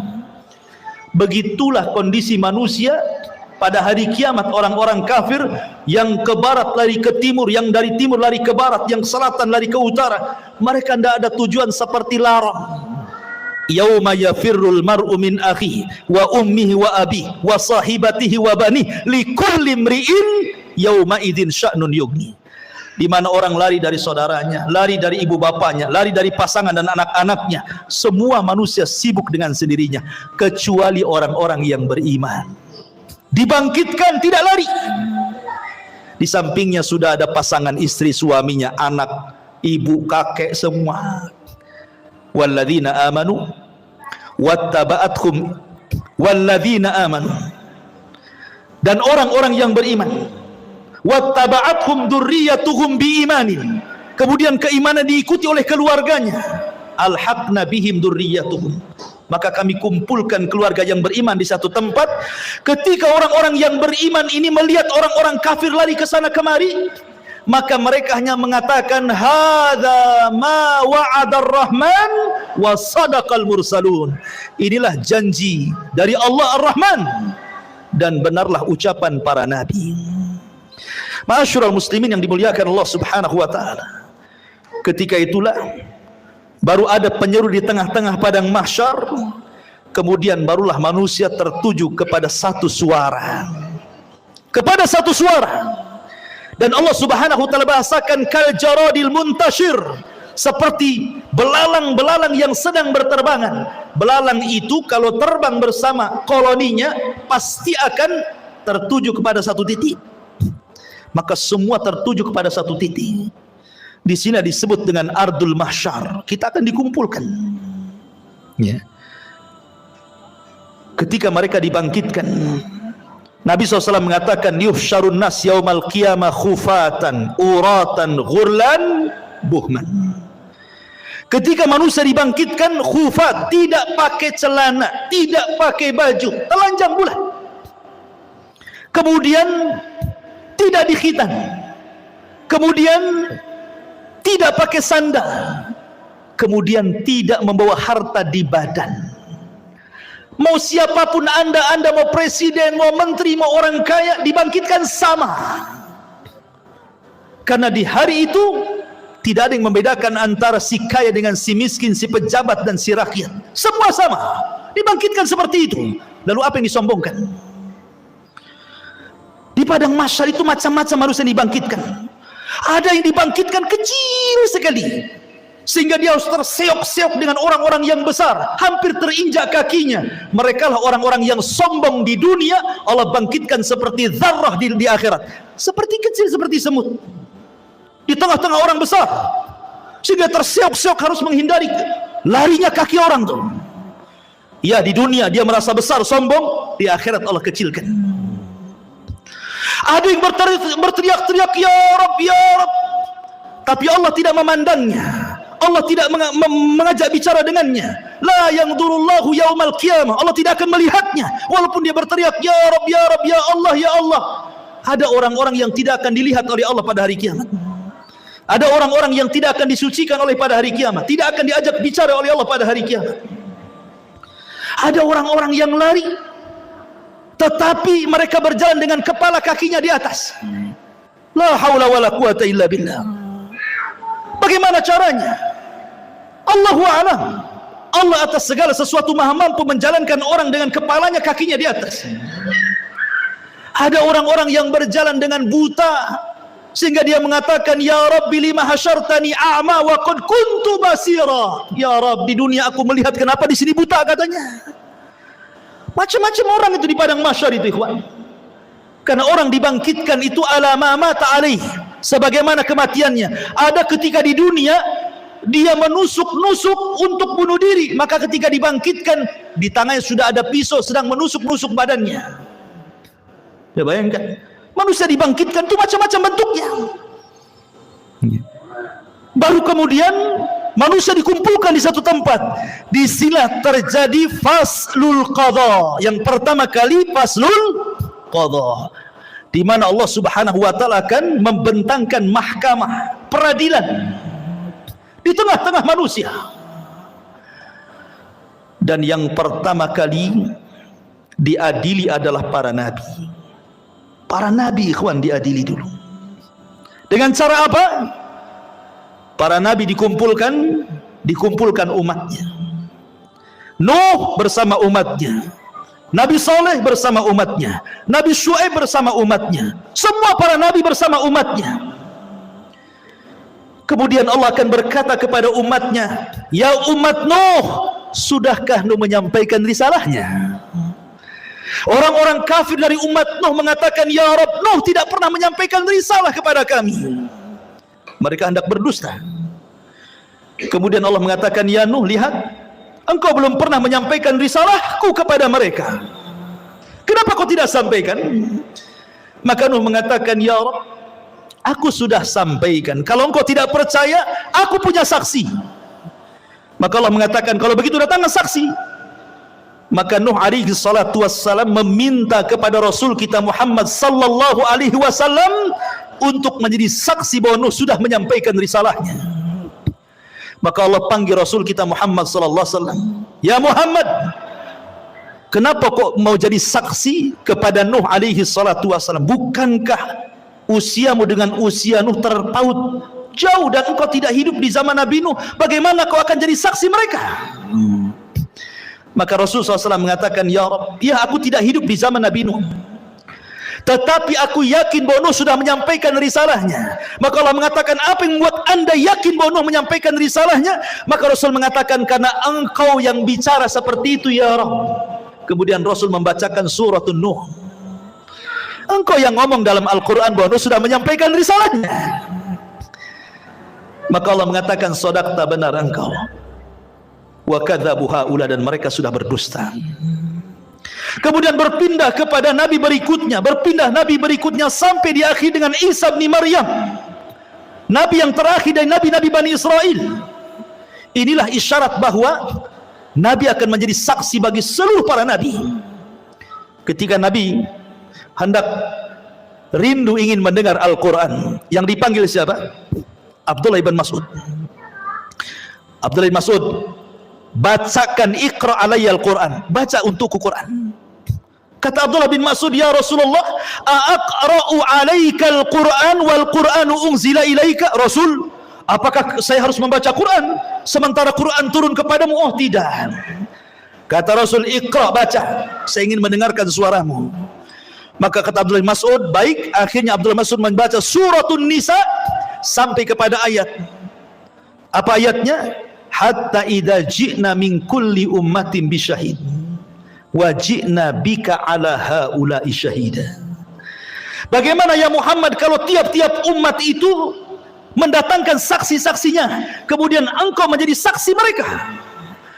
Maka Nabi SAW kemudian menangis dan mengatakan, ya Abdullah, hasbuka, hasbuka, cukup, cukup. Maka Abdullah bin Mas'ud melihat Rasul menangis sehingga membasahi janggutnya. Rasul akan menjadi saksi bagi setiap umat dan setiap nabi. Setelah para nabi kemudian dimintai pertanggungjawabannya, barulah Allah Subhanahu wa taala mengarah kepada umatnya, kepada kita semuanya. Baru Allah Subhanahu wa taala bertanya kepada kita. Disitulah yang disebut dengan al-ardu. Ard. Apa itu ard? Allah Subhanahu wa taala akan tampakkan kepada kita perbuatan kita di bumi, Allah tampakkan di akhirat. Allah tampakkan tuh. Ya. Kemudian Allah Subhanahu wa taala memberikan catatan kepada hamba, setiap hamba itu diberikan catatan. Kalau Allah mengatakan ikra kitabak, baca bukumu, maka dia pun membaca. Dia pun membaca apa yang sudah dia lakukan. Ingat, khususiyah yaumul akhir, kehususan hari kiamat, di mana Allah berikan memori hafalan manusia dikembalikan. Mereka kuat hafalannya. Kalau sekarang di dunia 1 minggu kemarin Anda pernah mengucapkan apa, Anda pernah berbuat apa, Anda pernah mendolimi siapa, Anda pernah hasad kepada siapa, lupa antum. Baru 1 minggu tuh, ya kan? Baru 1 minggu sudah lupa kan itu ya. Tapi di akhirat Allah berikan kekuatan hafalan. Sejak antum akil balik sampai antum diwafatkan, hafal antum. Oh, jam segini hari ini tanggal sekian sekian aku begini begini begini. Hafal. Untuk dicocokkan dengan catatannya. Dan ketika itu ikhwatu fiddin tidak bisa berdusta di hadapan Allah. Yauma nakhtimu ala afwahihim wa tukallimuna aydihim wa tashhadu arjuluhum bima kanu ya'malun. Mulut terkunci, tangan bicara, kaki menyaksikan apa yang sudah diperbuatnya. Bayangkan, saksi bukan hanya anggota badan, bahkan kulit jadi saksi. Kulit tiba-tiba bicara di hadapan Allah dan menyalahkan badannya. Akhirnya badan kemudian mengkritik kulit dan mengatakan, lima syahidtum alaina, kenapa engkau wahai kulit menjadi saksi bagi badanmu sendiri? Kata kulit, antakan Allah, Allah yang membuat bicara, aku mau apa? Tidak cukup dari situ, bumi yang kita pijak akan jadi saksi. Karena yauma idin tuhadditsu akhbaraha, pada hari itu bumi menghabarkan kisah-kisah orang yang pernah di atas bumi itu. Lautan akan jadi saksi, langit akan jadi saksi, malaikat akan jadi saksi. Siapa yang bisa mungkir dari kesalahan, ikhwan? Semua jadi saksi. Di bumi antum bisa bayar lawyer, cari yang pandai bicara, dia bisa mendustakan yang jujur didustakan. Di akhirat lawyer aja butuh lawyer, lawyernya butuh lawyer, pengacaranya butuh pengacara. Tapi di akhirat tidak ada pengacara. Apa yang mau diacarakan? Nggak ada pengacara. Ya. Semua jadi saksi. Ma'asyiral muslimin yang dimuliakan Allah Subhanahu wa taala. Mulailah manusia dihisab. Pertama, kemudian Allah Subhanahu wa taala akan terbangkan catatannya. Di situ ada yang mengambil dengan tangan kanannya, dengan tangan kirinya, dengan tangan kiri dari belakangnya, dan itu menunjukkan keselamatan dan tidaknya orang. Orang yang beriman ambil dengan tangan kanannya. Dengan bangganya dia mengatakan, ha umukra'u kitabiyah. Baca kitabku, katanya. Dia sudah tahu isinya baik. Itu bangga dia. Tetapi orang-orang yang mengambil catatan dengan tangan kirinya, dia mengatakan apa? Ya laitani lam uta kitabiyah walam adri ma hisabiyah. Duhai kiranya aku tidak mau mengambil catatanku dan aku tidak tahu apa hisabku. Sampai terakhir dia mengatakan, ma agna anni maliyah halaka anni sultaniyah. Duhai kiranya kekuasaan yang aku bangga-banggakan di dunia nggak ada manfaatnya. Duhai kiranya harta yang bertumpuk di dunia pun tidak ada faedahnya. Menyesal dia. Kan itu ya. Kemudian mereka dikumpulkan di padang mahsyar, terjadilah hisab kepada binatang. Di situ dikumpulkan semua binatang, mulai dari semut sampai kepada buaya darat, dikumpulkan semua di situ. Kenapa? Karena di antara binatang juga ada yang saling menzalimi, yang bertanduk nanduk, yang tidak bertanduk. Buaya makan ular, ular makan binatang lainnya, binatang ini terus makan makanan sampai ke yang kecil, saling makan memakan. Zalim di antara binatang. Allah Maha Adil, ada hisab di antara binatang. Yang tadinya kambing yang bertanduk, yang suka nanduk, yang tidak bertanduk, tanduknya dicabut, diletakkan kepada yang tidak bertanduk. Tanduklah seberapa banyak kau ditanduk di bumi, katanya. Terjadi hisab, tapi mereka tidak diazab, mereka hanya dihisab saja. Setelah binatang-binatang dihisab, Allah mengatakan kunu turaba, jadilah kalian tanah. Orang-orang kafir melihat ketika binatang-binatang habis dihisab jadi tanah, maka mereka mengatakan, ya laitani kuntu turaba, duhai kiranya aku jadi tanah juga lah, katanya. Tapi tidak mungkin jadi tanah, tetap mereka dihisab dan diazab. Ikhwan, manusia akan dikumpulkan selama 50 alfasanah, 50.000 tahun dalam kondisi berdiri.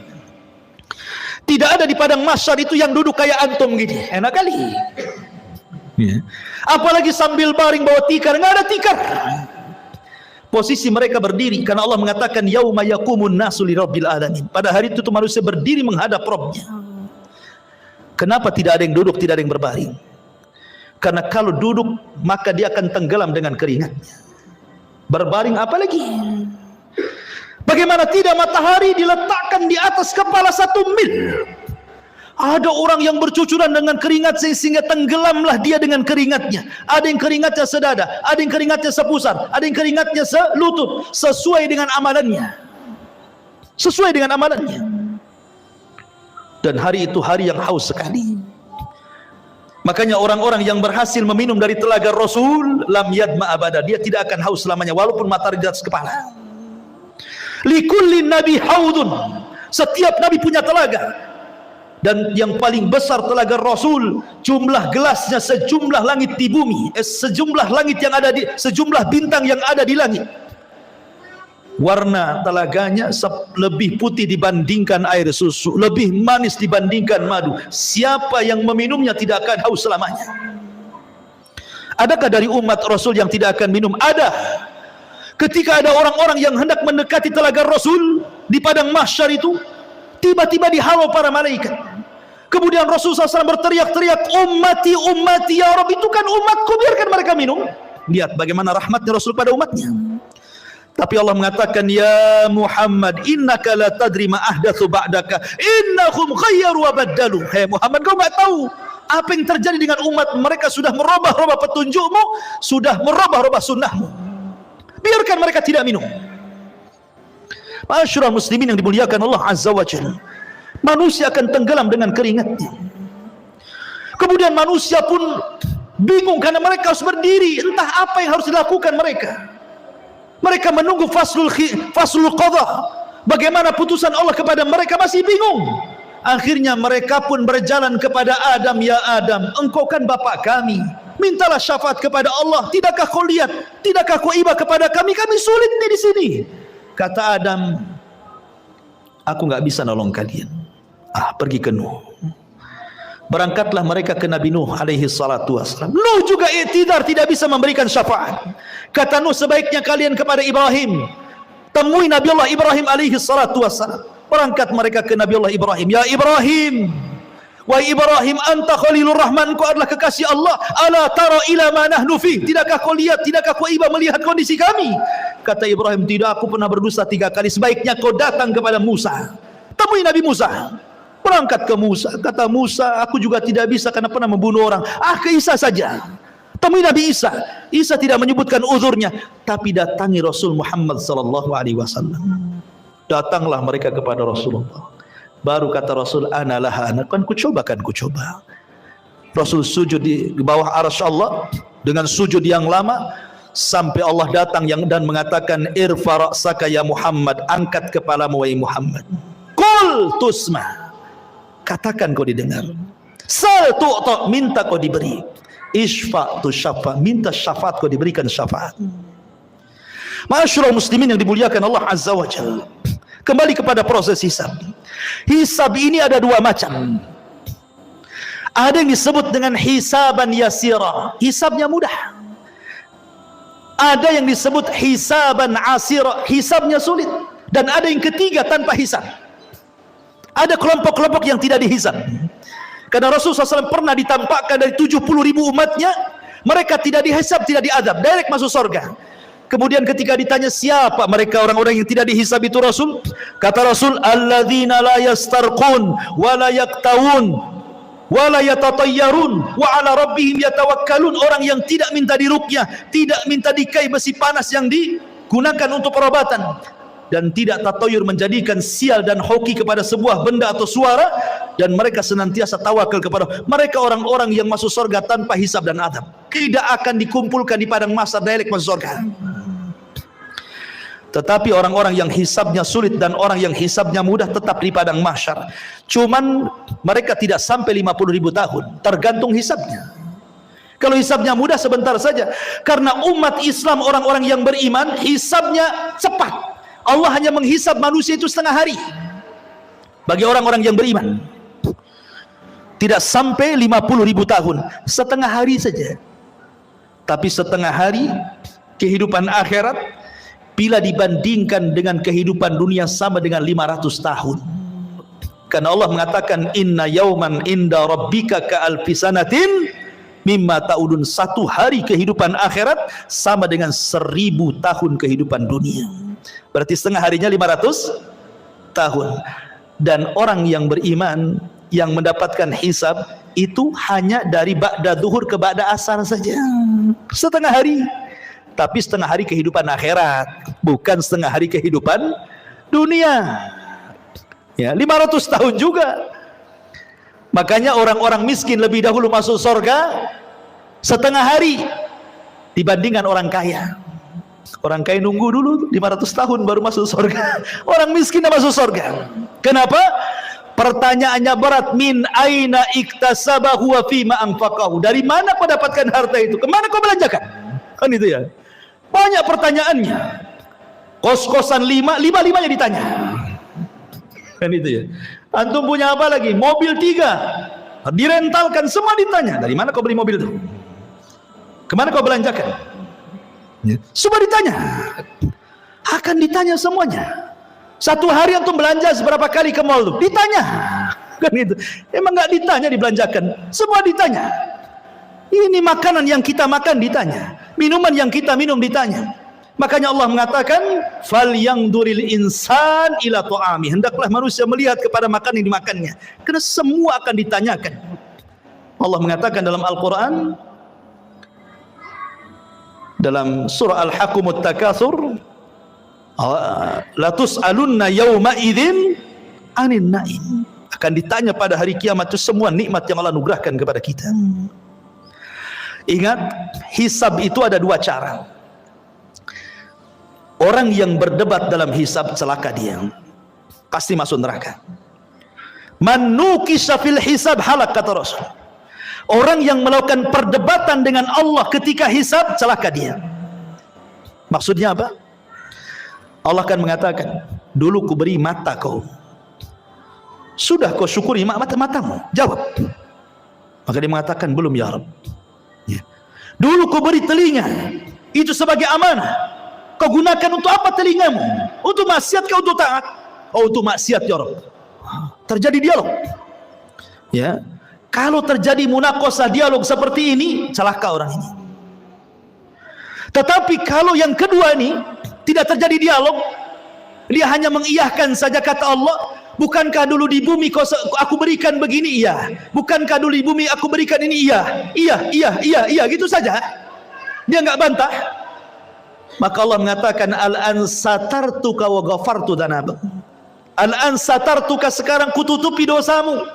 wa ghafartu dzunubak, dan ku ampuni dosa-dosamu. Ini hisaban yasira namanya, hisab yang mudah, hanya ditanya tapi tidak perlu jawab. Tetapi yang memerlukan jawaban sehingga terjadi munaqashah, dialog antara Allah dengan kita, ini celaka orang ini, ya, pasti binasa orang ini. Hisabnya sulit. Ketika semua sudah dihisab, maka datanglah mizan timbangan. Barulah timbangan. Faman thaqulat mawazinu fahuwa fi 'ishatir radiyah wa man khaffat mawazinu fa ummuhu hawiyah wa ma adraka ma hiya narun hamiyah. Siapa yang berat timbangan baiknya, maka dia dalam kehidupan yang diridai masuk surga. Tapi siapa yang berat timbangan buruknya, dipastikan masuk neraka. Ma'asyiral muslimin, setelah terjadi penimbangan amal, maka manusia mulai dikelompokkan tuh dengan sesembahannya masing-masing. Nyembah apa antum di bumi? Nyembah pohon, bersama pohon itu. Nyembah ular sendok, bersama ular sendoknya. Nyembah apa lagi? Batu, bersama batunya. Semua orang dikumpulkan dengan sesembahannya. Dan ketika orang-orang kafir, orang munafik, orang yang beriman sudah terkelompok-kelompok, maka Allah mengatakan wasiqal ladzina kafaru ila jahannam zumara. Giring orang-orang kafir itu, masukkan ke neraka saja. Mereka tidak akan sempat meniti siratal mustaqim. Padahal Allah mengatakan wa in kuntum illa wariduha, kalian pasti akan melewatinya. Tapi orang kafir direct masuk neraka, tidak ada lintas melintasi siratal mustaqim. Ketika semua orang-orang musyrik, orang kafir sudah Allah masukkan ke neraka, tinggal mukmin dan munafik. Di sini Allah Subhanahu wa taala bagikan cahaya, setiap orang dapat cahaya. Cahaya itulah bekal kita meniti titian siratal mustaqim. Karena itu gelap, neraka jahanam itu gelap. Karena titian itu terbentang di neraka jahanam. Karena Allah Subhanahu wa taala mengatakan wa jaa rabbuka wal malaku saffan saffa wa ji'a bi jahannam yauma idzin yatadzakkarul insan andalahu dzikra. Ketika Allah datang menemui makhluknya di padang mahsyar, malaikat bersop-sop, Allah katakan jahanam tarik ke sini. Jahanam pun ditarik. Jahanam punya 70.000 tali kekang. Satu tali kekang ditarik 70.000 malaikat. Besar. Ya. Kemudian di hadapan manusia, kemudian Allah bentangkan di situ siratal mustaqim, jisrun, jembatan yang terbentang di antara neraka jahanam. Jembatan itu halus, lebih halus dibandingkan rambut, lebih tajam dibandingkan pedang. Bahkan jembatan itu akan berlenggak-lenggok, dia tidak diam dan licin. Hanya orang-orang yang ditakdirkan bisa melintasi titian itu. Dan yang pertama meniti jembatan itu adalah Nabi SAW. Ketika Nabi SAW sudah meniti sirat, maka Nabi akan berdiri di ujung titian yang sudah dia sampai di situ, di kontara. Setiap ada umatnya lewat, Rasul mengatakan, ya Rabbi salim salim, ya Rabb selamatkan, selamatkan, selamatkan, selamatkan. Saking kasihannya Nabi dengan kita. Ada yang melewati titian seperti kilat, sudah sampai di sana, gitu ya. Ada yang seperti angin, sudah di sana. Ada yang seperti kuda balap, sudah di sana. Ada yang seperti lari kencang. Ada yang merangkak-rangkak. Ada yang terkena kalalib. Ya. Ada yang kemudian jatuh berdiri. Ada yang kemudian nyemplung dari titian itu ke jahanam. Kata Rasul ketika duduk bersama para sahabatnya, ada semacam bunyi besar, tur gitu ya. Kata Rasul mengatakan, tahukah kamu itu suara apa? Sahabat mengatakan, tidak tahu wahai Rasul. Itu batu segede unta 70 tahun yang silam jatuh dari titian dan baru sampai sekarang di intip neraka jahanam. Artinya kalau orang jatuh dari titian sampai neraka itu 70 tahun itu baru sampai di dasar jahanam. Naudzubillah. Ya.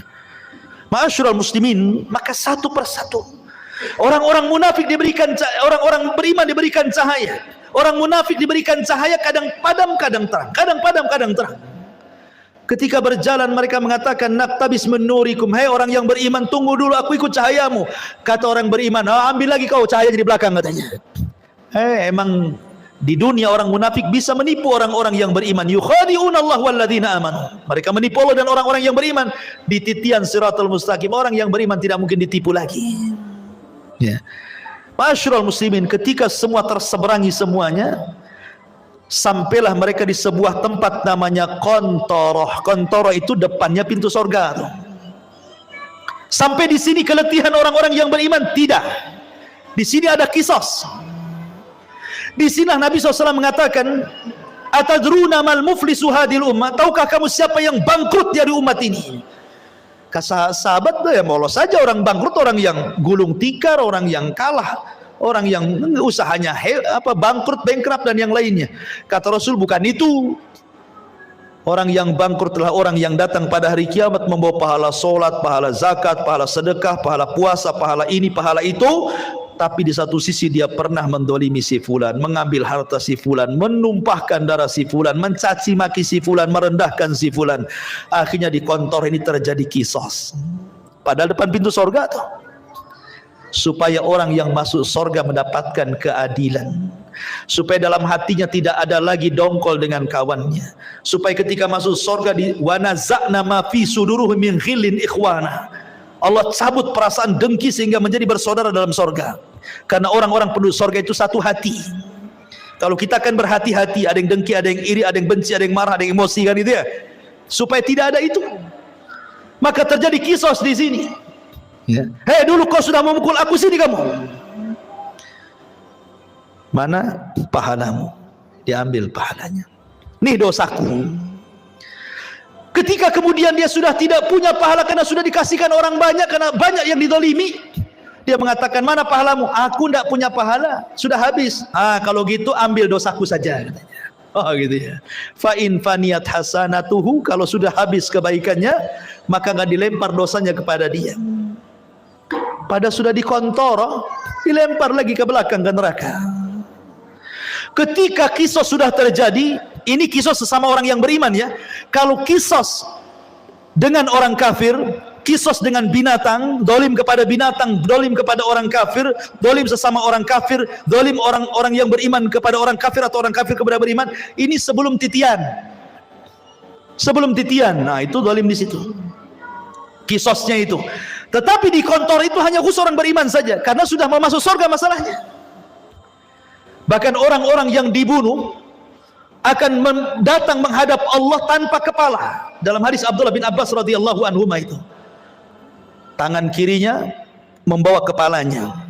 Walaupun ketika di bumi tidak dibunuh dengan cara dipenggal kepala, tapi nanti pada hari kiamat orang yang dibunuh itu seperti itu bentuknya.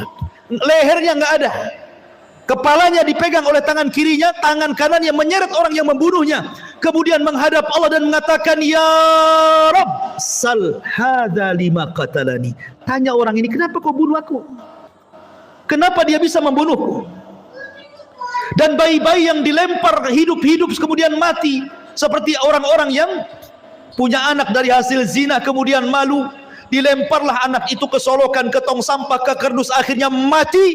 Maka Allah mengatakan, wal mau'udatu su'ilat bi ayyi dzambin qutilat. Bayi-bayi itu akan membawa kepalanya menghadap Allah dan mengatakan, ya Rabb, sal hadza lima qatalani. Tanya ibuku kenapa dia membunuhku, tanya bapakku kenapa dia membunuhku. Semua akan ada kisah, ikhwan. Hati-hati ya. Tapi kalau sudah tidak ada kisos lagi, baik antara orang kafir dengan orang yang beriman atau sebaliknya, manusia dengan binatang atau sebaliknya, kemudian kisos terjadi antara orang yang beriman dan sudah selesai, maka manusia berjubel di pintu sorga. Sayati alaikum zaman kadidum minaz ziham. Akan datang, kata Rasul, zamannya manusia akan berdesak-desakan di pintu sorga. Padahal mereka sudah diponis masuk sorga, tidak mungkin masuk neraka, tapi tidak bisa masuk sorga juga, karena pintunya tertutup. Semua para nabi berusaha membuka, tidak bisa, tidak diizinkan malaikat Ridwan. Tiba-tiba di tengah-tengah manusia yang sudah diponis masuk surga itu, muncullah seorang laki-laki, Sayyidul Anbiya'i wal Mursalin, Sayyidul Awwalina wal Akhirin, Muhammad sallallahu alaihi wasallam, Nabi kita, qudwah kita, Rasul kita, mendekati pintu dan membuka pintu surga dengan mengetuknya, Assalamualaikum. Maka Ridwan mengatakan, waalaikumsalam, man, siapa kamu? Kata Rasul, ana Muhammad, saya Muhammad. Kata malaikat Ridwan, bika umirtu alla aftah li ahadin qablak, aku diperintah Allah untuk tidak membuka pintu surga kecuali kau yang minta. Kata Rasul, ana awal man aftatihu babal jannah, sayalah orang yang pertama kali membuka pintu surga. Dibentanglah pintu surga. Pintu surga ini ada yang meneriak, ada yang berteriak. Jadi Allah Subhanahu wa taala meletakkan para pemanggil di pintu-pintu surga. Kalau dia ahli salat, du'a min babis salat. Hei pakar-pakar salat, kau ke sini, masuknya di sini, jangan di situ.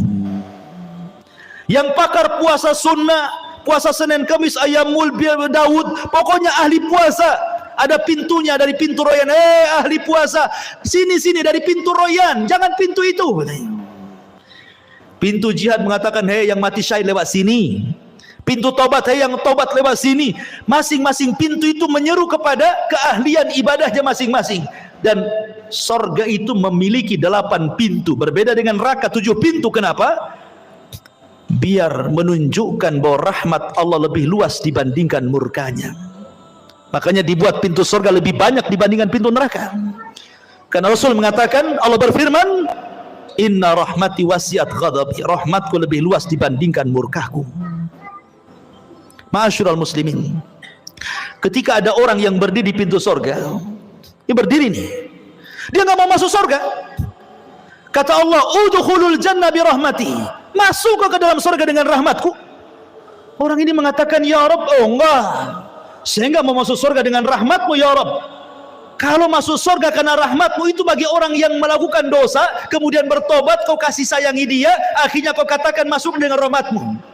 Aku ini enggak pernah berbuat dosa, aku ingin masuk surga dengan amalanku. Wow, dia merasa bangga dengan amalannya. Karena aku enggak pernah berbuat dosa, masukkan aku dengan amalanku, katanya. Baik, kata Allah, hitung amalanmu berapa. Dihitung amalannya. Rupanya amalannya tidak sebanding dengan satu nikmat yang Allah berikan, nikmat penglihatan. Karena amalannya lebih banyak daripada melihat. Karena takut dia tidak bisa masuk surga dengan amalannya. Kalau gitu, ya Rabb, masukkan aku dengan rahmatmu ke dalam surga, katanya. Ya, karena masuk surga itu karena rahmat Allah. Kata sahabat, wala anta ya Rasul, termasuk engkau wahai Rasul, termasuk saya. Allah masukkan saya ke surga karena rahmatnya. Tapi Allah masukkan ke neraka karena keadilannya. Ma'asyiral muslimin yang dimuliakan Allah Subhanahu wa taala. Ketika kemudian penduduk surga masuk ke dalam surga, kemudian malaikat surga mengatakan, salamun alaikum bima sabartum fa ni'ma uqbaddar. Keselamatan bagi kalian wahai penduduk surga. Pertama kali tahiyatus salam, salamun qaulan mir rabbir rahim. Allah pun mengucapkan salam. Orang-orang tertentu saja mendapatkan salam di dunia itu, seperti Khadijah, istri Nabi. Kata Nabi SAW, Rabb dan Jibril menitipkan salam kepadamu ya Khadijah. Wah, tidak semua dapat salam dari Allah dan malaikat Jibril itu. Hanya orang-orang tertentu seperti Khadijah, karena Rasul yang mengatakan Allah dan Jibril menitipkan salam. Tapi orang masuk surga semua akan dapat salam dari Allah, salamun qaulan mir rabbir rahim. Ya, mereka dapat salam.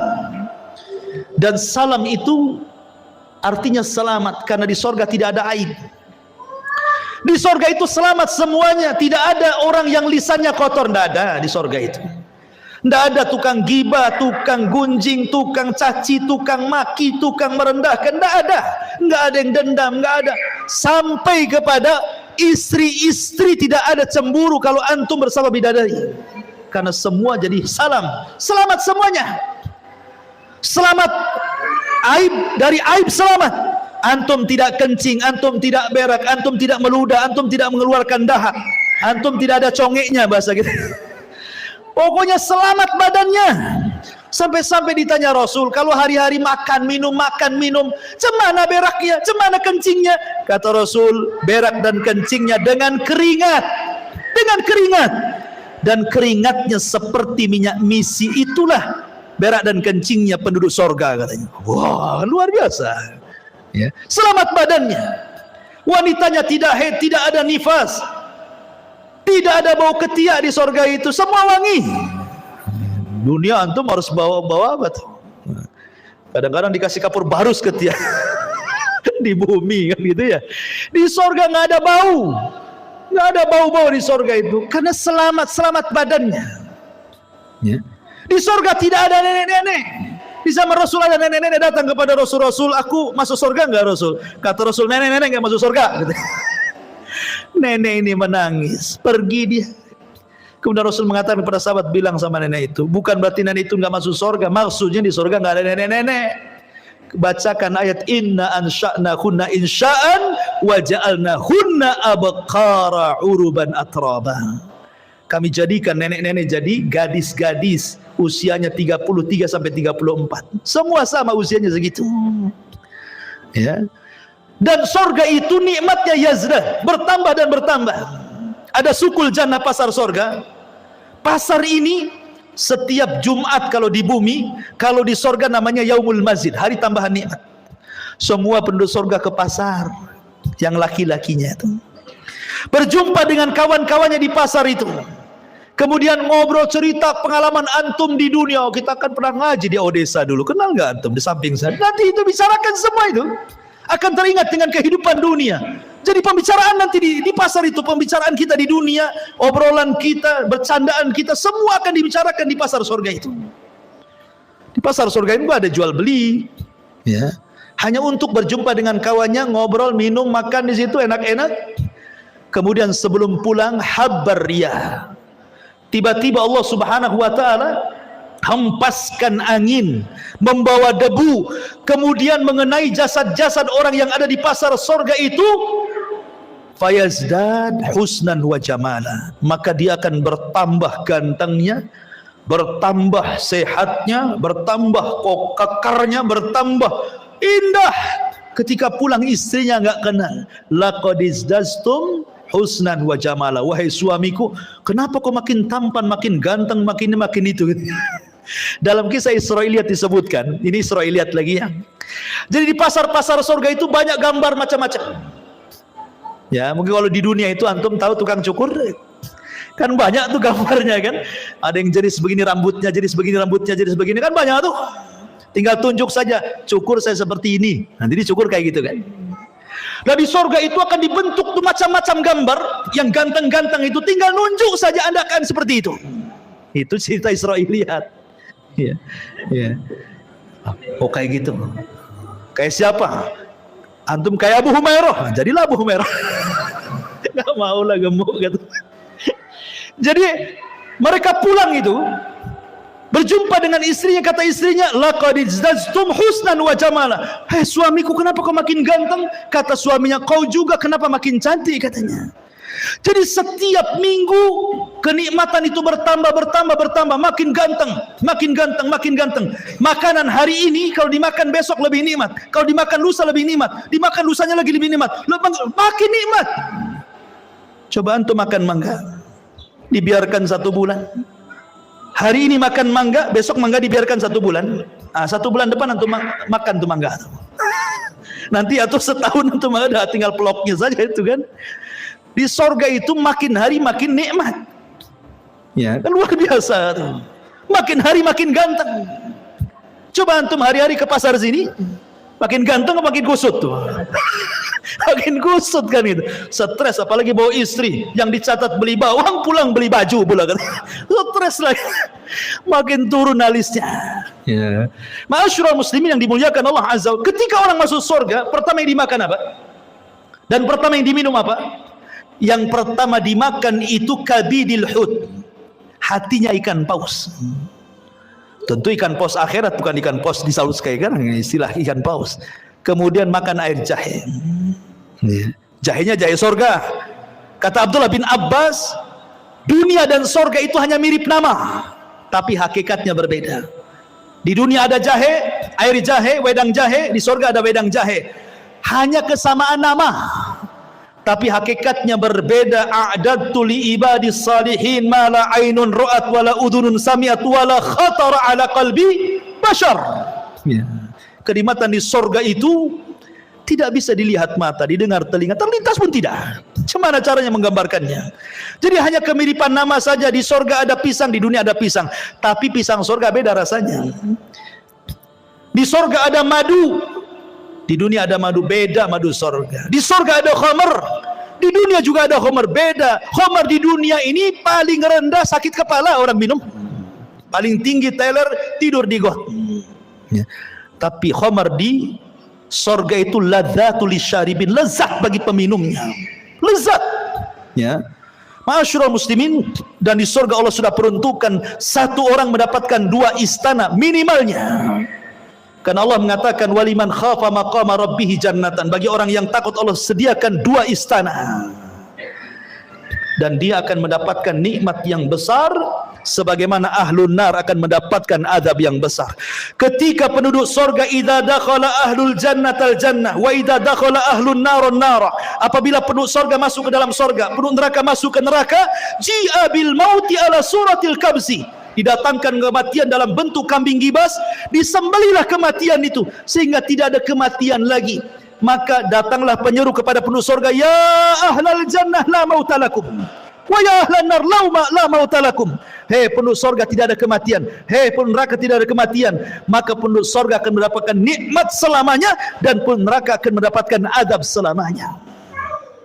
Itulah ringkasan perjalanan manusia dari kelahiran sampai wafat, sampai di padang mahsyar, sampai masuk ke dalam sorga dan neraka.